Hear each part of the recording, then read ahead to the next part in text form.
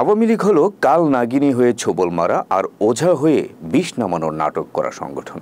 তারা রাতে সংখ্যালঘুদের উপর কাল নাগিনী হয়ে ছোবল মারে আর দিনে ওঝা হয়ে বিষ নামানোর নাটক করে, এমন মন্তব্য করেছেন বাংলাদেশ খেলাফত মজলিসের মহাসচিব আল্লামা মামুনুল হক।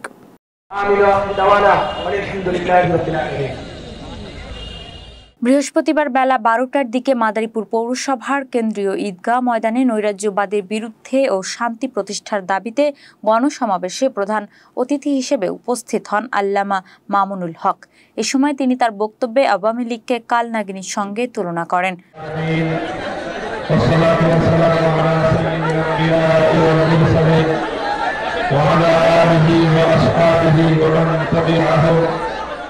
আসন্ন দুর্গাপূজা নিয়ে আল্লামা মামুনুল হক বলেন, এ পূজায় তাদের সহযোগিতা করতে হবে, কোনো সাম্প্রদায়িক সহিংসতা করা যাবে না।